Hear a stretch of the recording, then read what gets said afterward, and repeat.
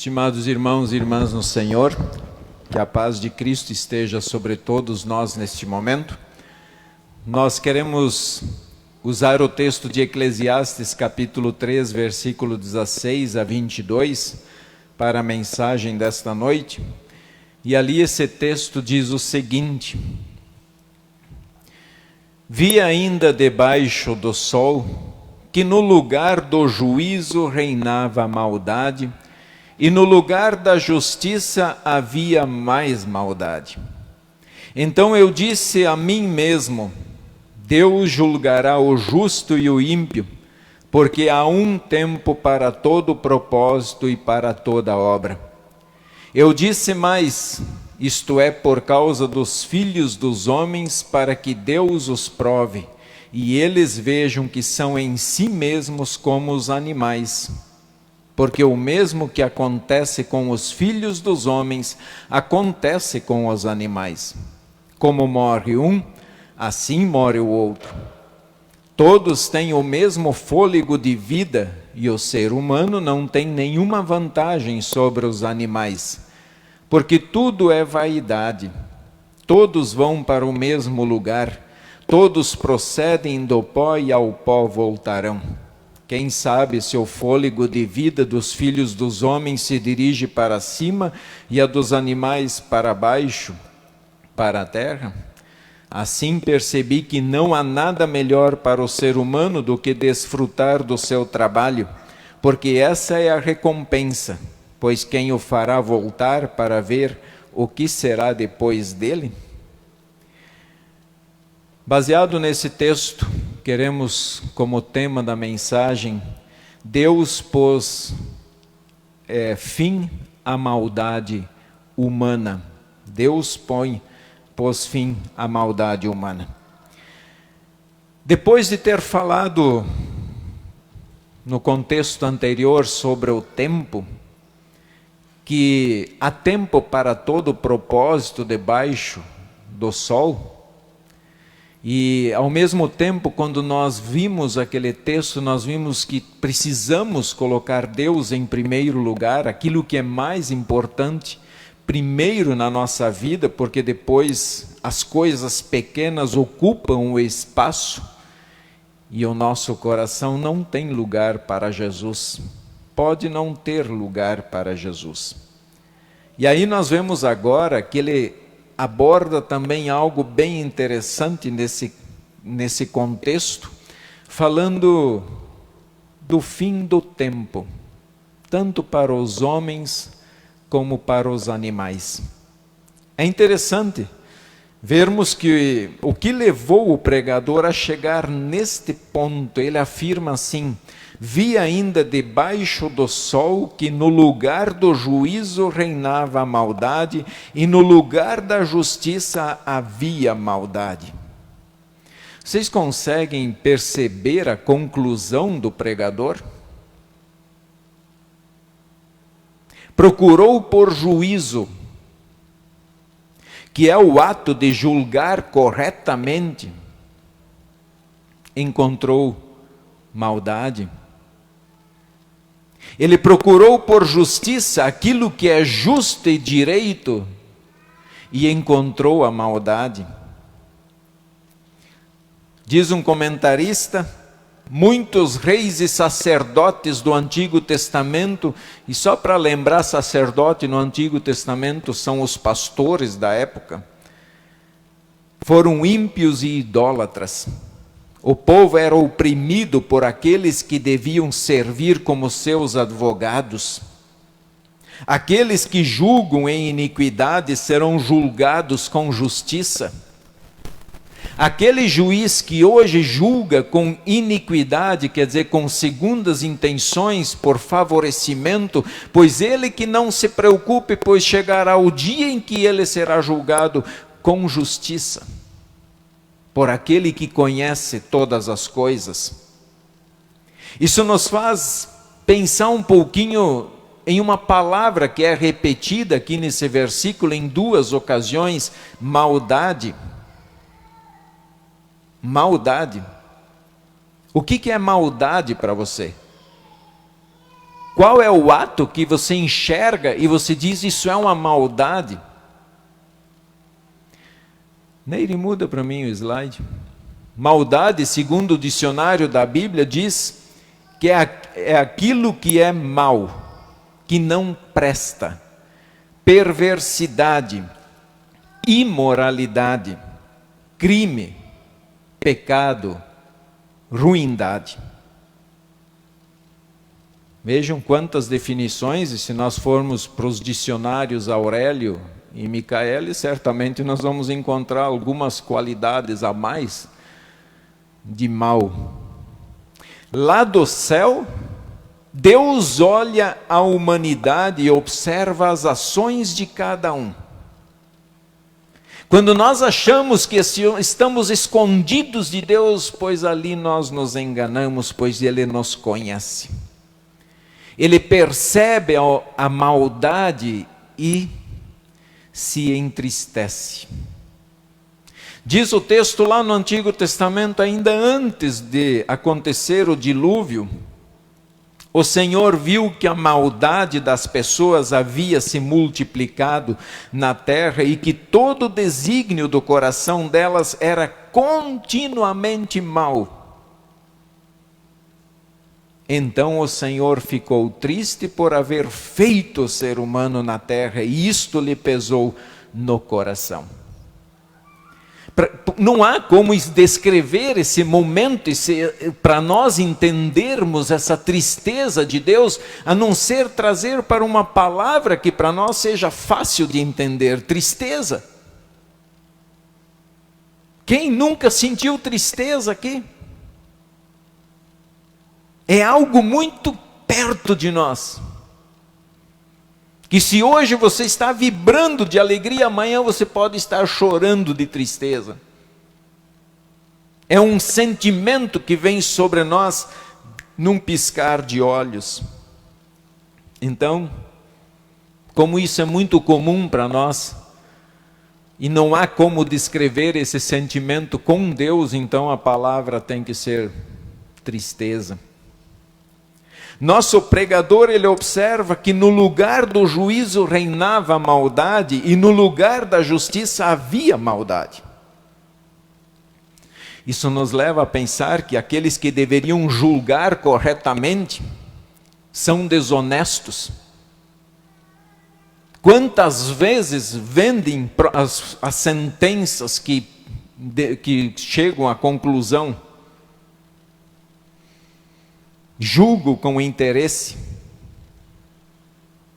E nesse sorteio, nesse leilão de muita sentença, quem paga mais leva primeiro. Não estou generalizando, estou dizendo que percebemos que isso acontece. E quando nós olhamos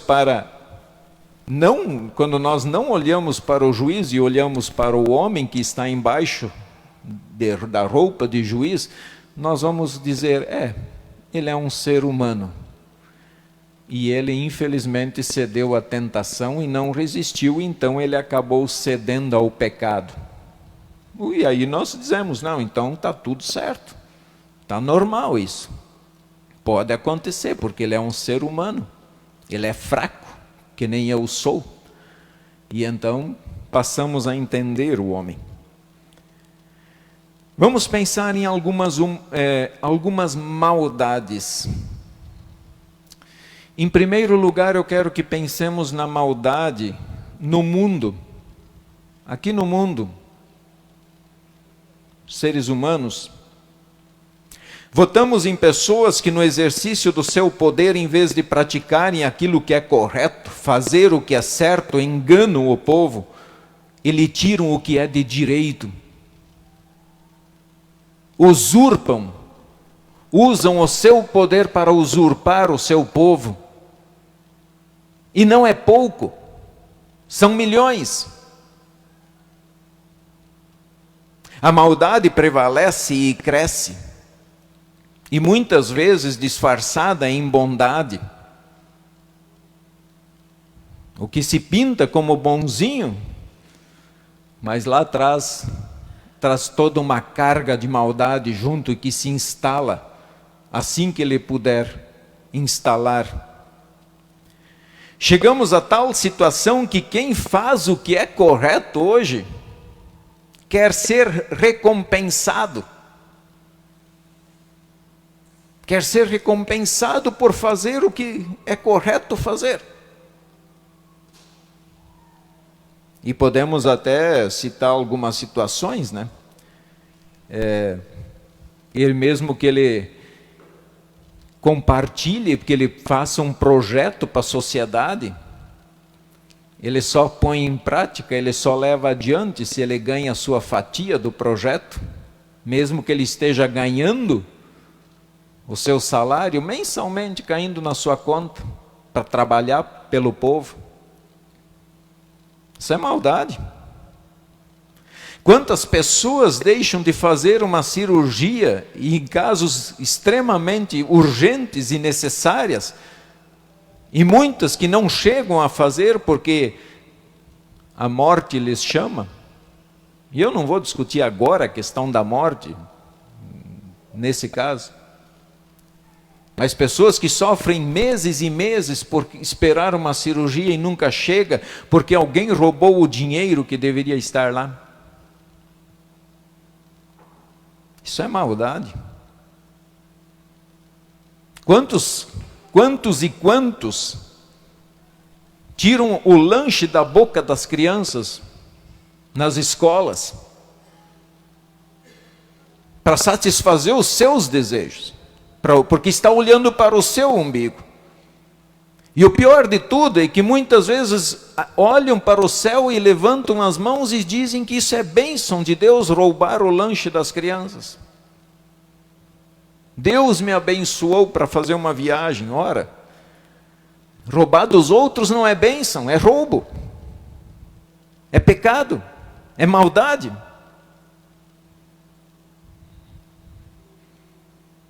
Quando os filhos não obedecem aos seus pais em casa, e seja lá qual for a idade que tenha, isso é maldade. Isso é maldade.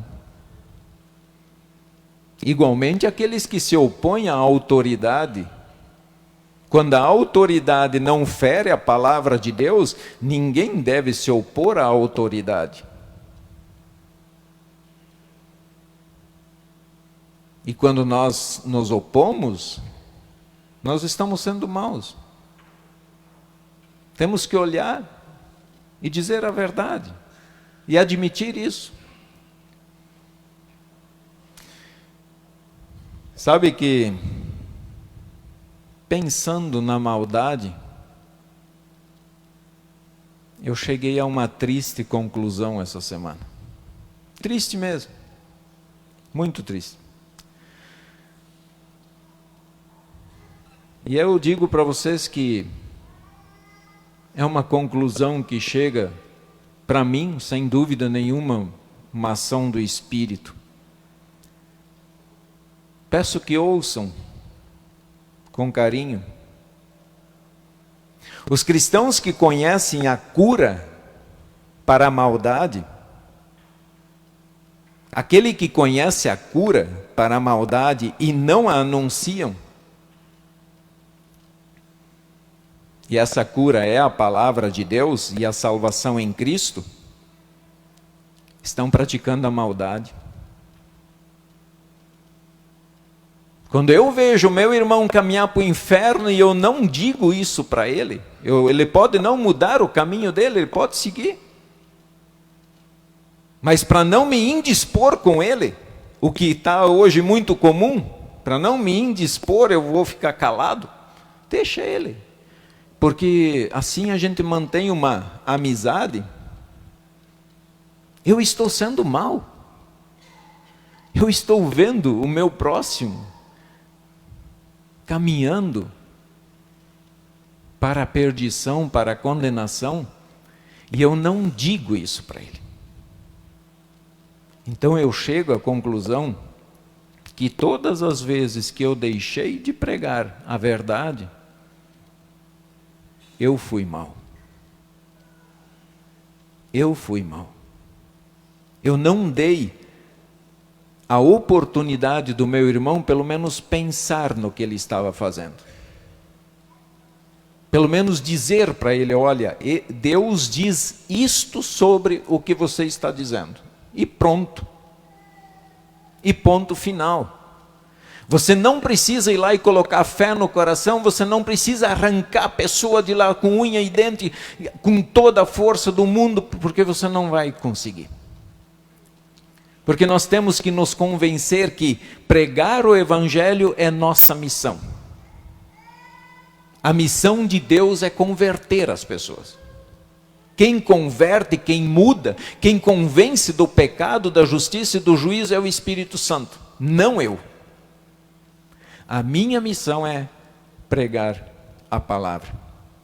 Eu não posso usurpar esse direito do meu irmão.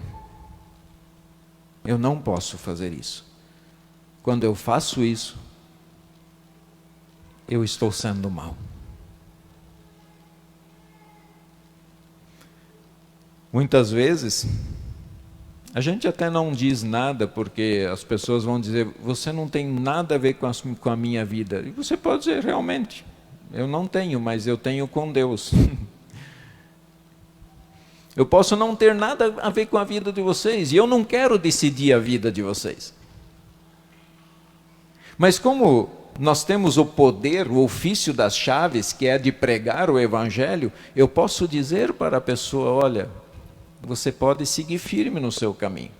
Eu só preciso te dizer isso, para que você pense o que você está fazendo. Em segundo lugar, primeiro pensar um pouquinho da maldade humana. Vamos pensar um pouquinho na maldade agora contra Deus. Exatamente, maldade contra Deus. Quando o ser humano despreza a sua santa palavra, ele está praticando o mal contra Deus. Não é o pastor, não é o cristão que eles estão rejeitando, mas é o próprio Deus. Quando Cristo foi pregado lá na cruz, eles estavam pregando o próprio Deus na cruz. Quando nós ensinamos de forma errada, nós estamos sendo maus contra Deus. Nós estamos pervertendo o ensino que vem do céu, que vem do coração de Deus para nós. Quando o ser humano coloca a sua vontade acima da vontade de Deus, nós, os seres humanos, nós estamos sendo maus contra Deus.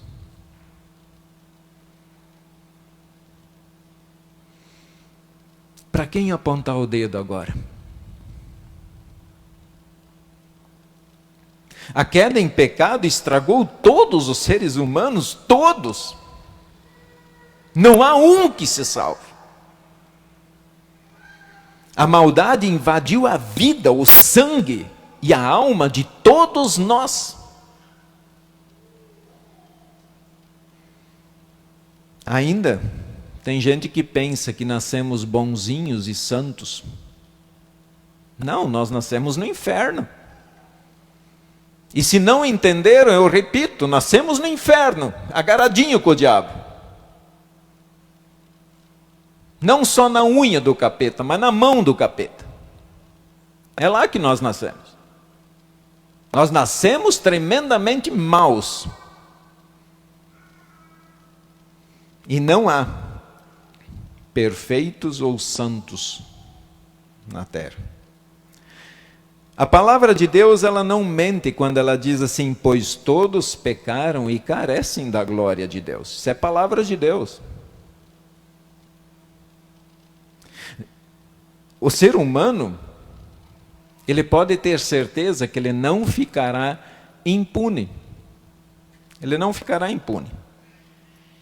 Se tem uma coisa que o pregador tem certeza é que Deus julgará. Ele diz ali no versículo seguinte, Deus julgará. E mais cedo ou mais tarde, como diz o texto, há tempo para todo propósito debaixo do sol. Então, mais cedo ou mais tarde, cada um de nós vai estar sentado lá, diante do Senhor. O fato da maldade e o tempo para todo propósito, aqui embaixo, o pregador acrescenta: isso é por causa dos filhos dos homens, para que Deus os prove e eles vejam que são em si mesmos como os animais. O que ele quer afirmar com isto? Como morre um, assim morre o outro. Todos vão para o mesmo lugar, todos procedem do pó e ao pó voltarão. Com essas palavras, o pregador não está falando de vida eterna, tá? Ele está olhando unicamente para a matéria, para o corpo, para o aqui e agora. E ele diz: como um morre, o outro morre. Como um vira cinzas, o outro vira cinzas. Você já pensou que quanto tempo resta para você entrar num vidrinho assim? Quanto tempo ainda nos resta para morrermos? Será que estamos preparados para isso? E no versículo 21 ele levanta a questão sobre destinos após a morte. Ele pergunta assim: quem sabe se o fôlego de vida dos filhos dos homens se dirige para cima e a dos animais para baixo, para a terra? É interessante essa pergunta do pregador.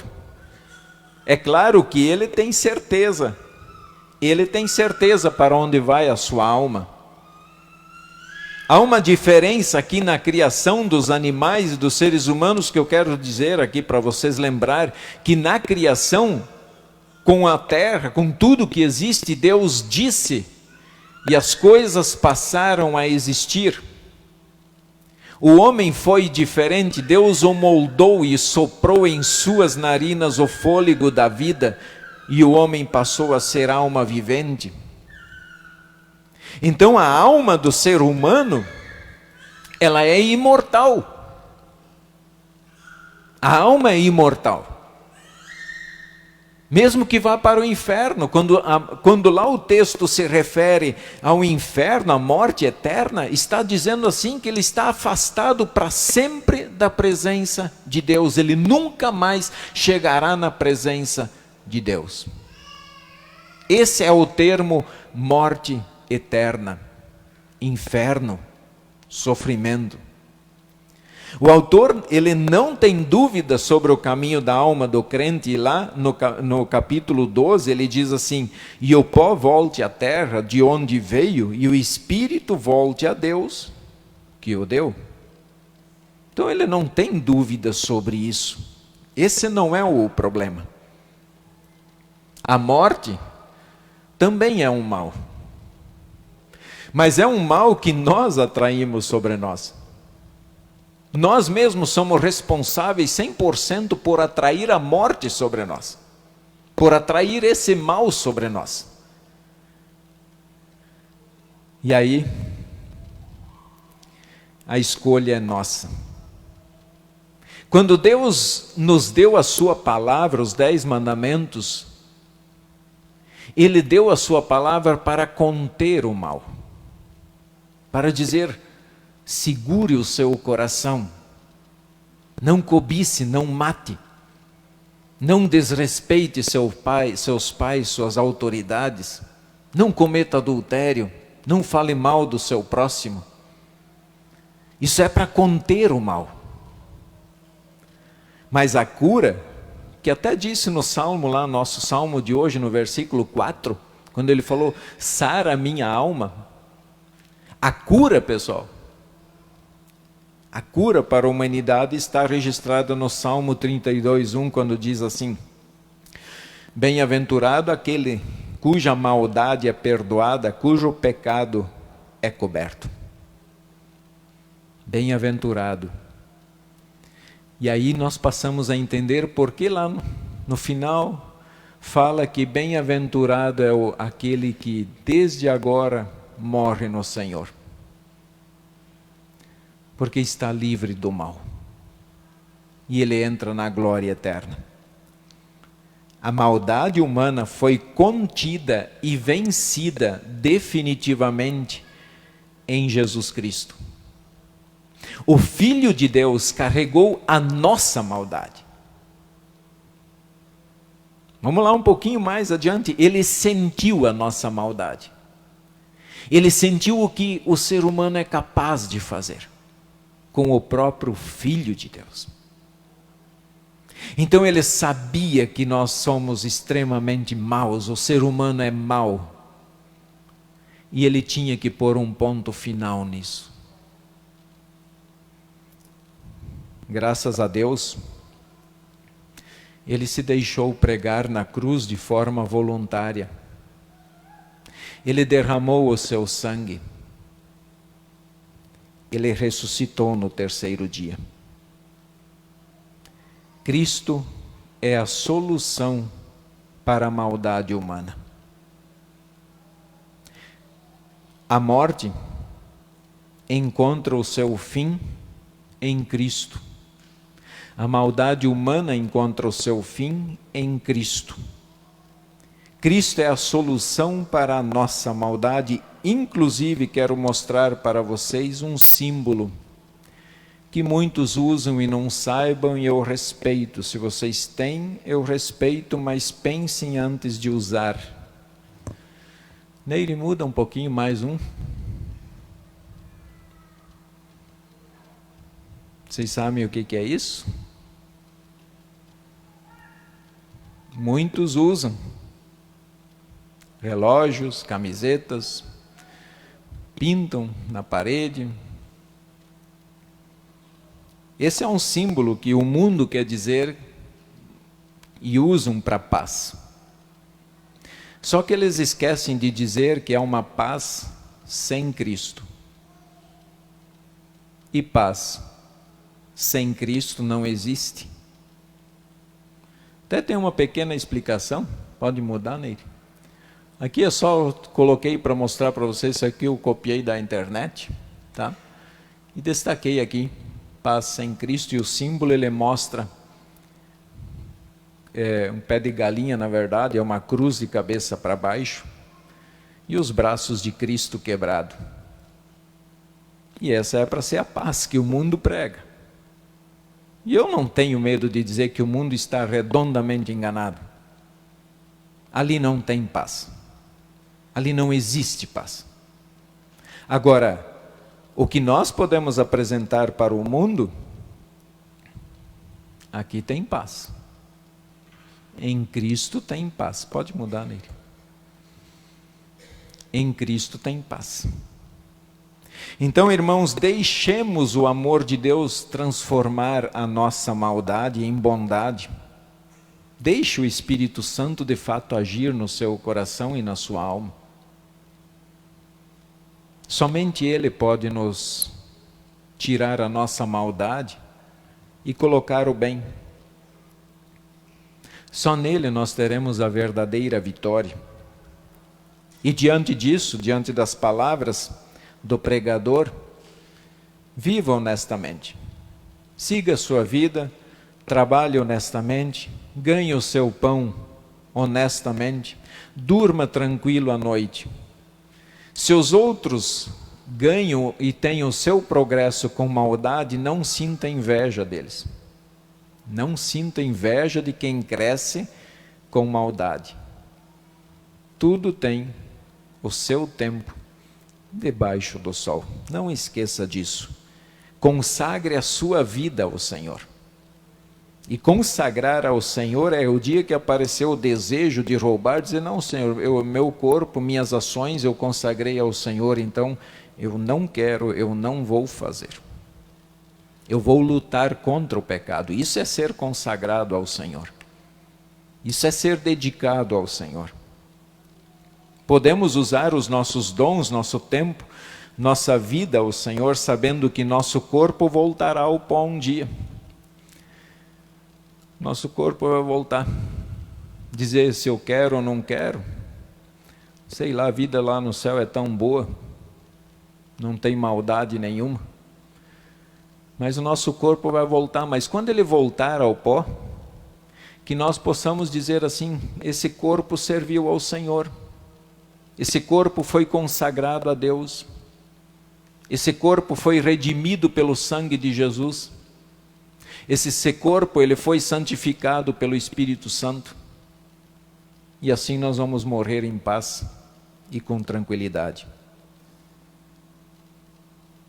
Que Deus age no nosso coração. Quando nós participarmos da Santa Ceia depois, que o bem seja reforçado dentro de você e que nós saiamos daqui para praticar o bem, para testemunho, honra e glória do nosso Deus, e para a salvação de muita gente lá fora que está perdida e condenada. Louvado seja o nome do Senhor. Amém.